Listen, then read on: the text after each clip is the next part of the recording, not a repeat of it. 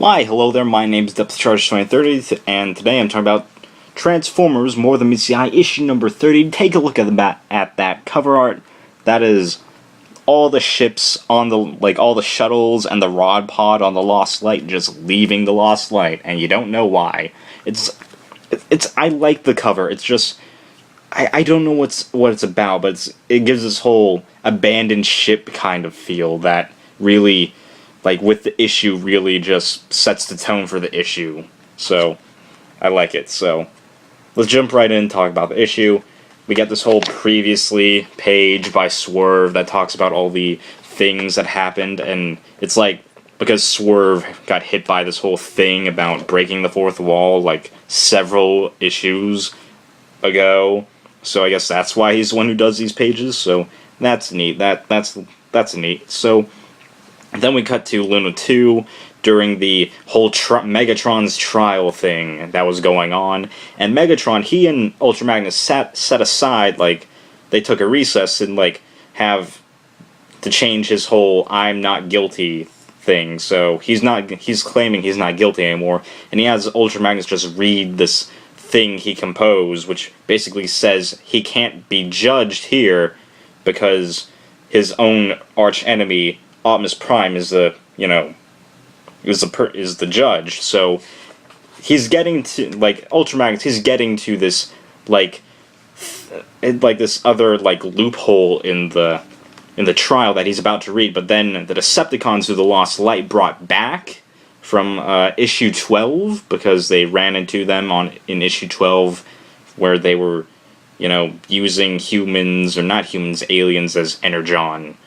So, that was gross. So, then, they call a recess to have, this big climactic fight, and where Megatron is actually, he's given the opportunity to teleport away, because this one Decepticon, Seawing's just here, take my teleport pack, and Megatron's just yeah, it was a nice gesture, but then Seawing just gets shot. And that's just oh, so Megatron is really seeing this through. He's not gonna leave the first chance he gets. So then we cut back to present day on the Lost Light, where everyone's mingling. We see Swerve be I don't trust Megatron. Riptide's just I need goals. That might be important later. I don't know, honestly. I'm just throwing things out, and it's just nice to see the whole Hollow world again. That I've been looking on fan sites and all that, and everyone's oh man, that was an awesome design and all that. It really fit world great, and it's just nice to see that. And they're talking about movies that humans made, and that's cool. They like movies. And then we cut back to 6 months ago, where due to technicality that was going to be brought up in the trial, they're discussing this right here. Optimus Prime Prowl and Starscream's oh, if you move on to Luna 2, you have the option to be judged by the Knights of Cybertron.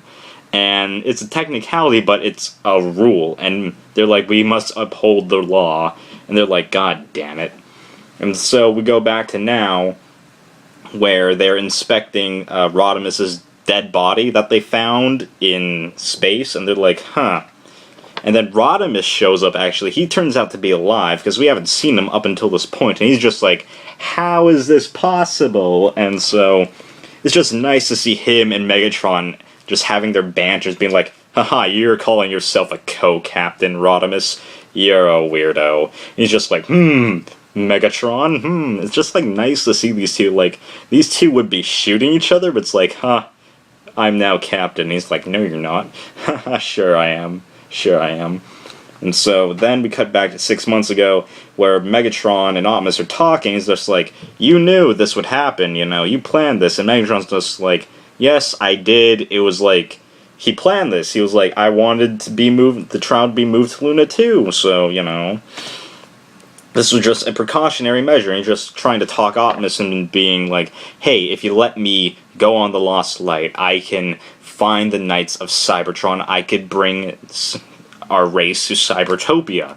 He's trying to better himself, and that's kind of what he wants to do.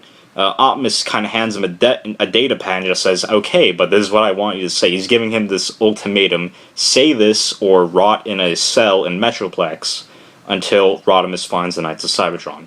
So then we cut back to the present, where they're kind of Rodimus brings in his team consisting of Chrome Dome, Nightbeat, Brainstorm, Skids, and Nautica as the Team Rodimus to investigate this dead body. And they're just determining that, oh, it's you from the future.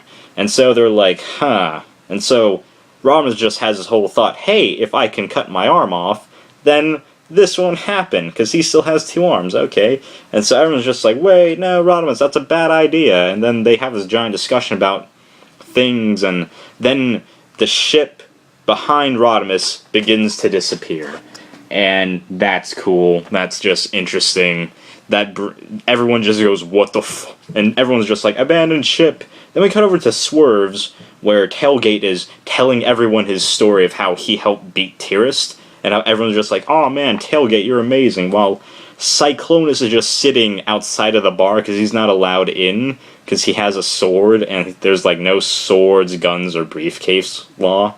And so, and then it's just like you see like Tailgate, it's all going to his head, and everyone's just like, yeah. Well, Cyclonus, like the only guy who really appreciated Tailgate's kind of just being like, he's like, it's just like kind of sad, and you just want to be like, it's okay, Cyclonus, he'll, you know.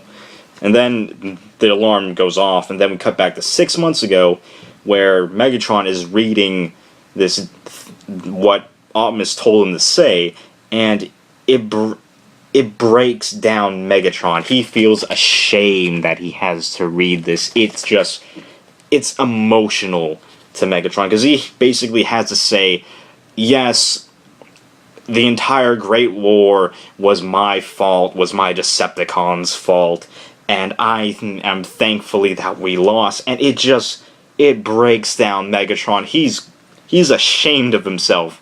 If you've ever thought Megatron would be ashamed of his own actions, it brings this up. It's just great to see.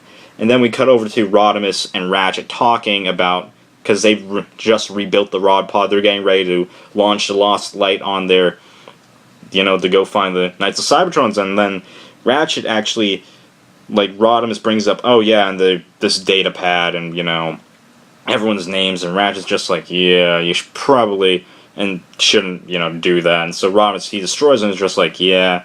And then Ratchet just goes, yeah, and by the way, that was a fake. And he's like, how come it was a fake? And it's like, oh, my name wasn't on it. So that really that was also cool, like the character development right there of Ratchet actually not liking Rodimus was just like, So, yeah, and then everyone's abandoning ship, everyone's just like, haha, we're gonna go over here, and then there's a small little joke about Megatron going like, unhand me, Rodimus, and he's just like, hey, only evil people say unhand.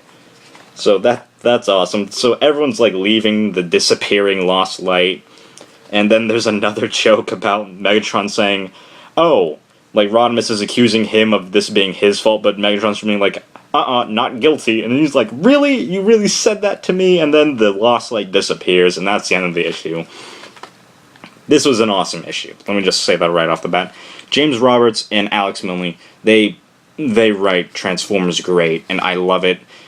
It really showcases what makes Transformers more than meets the eye work. It's about the characters. It's about them. It's like their interactions. We see Megatron on a deep emotional level. Like, that's great. We see a side of him we haven't seen before. That he's lost, that he's had to throw his life away, what he's built up, just so he can go and do something great. And then we see even like small tidbits of Cyclonus just sitting in the dark, half his face shadowed, while everyone's like congratulating Tailgate, and then Swerve being like, haha, I hate Megatron, haha, bah. And then Rodimus being like, time travel, and all these theories that make Transformers a great space opera, and that's just great, and I love this issue. I would give this a 4.5 out of 5. It's like a 9 out of 10. It's a great issue. It loses me at like certain parts with just like info dumping, and like even though it's great, there's like small things I don't really like that I didn't feel but that's just me nitpicking. This is a great issue.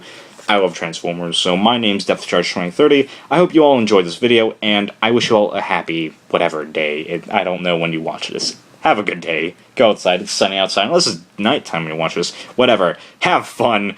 See you later.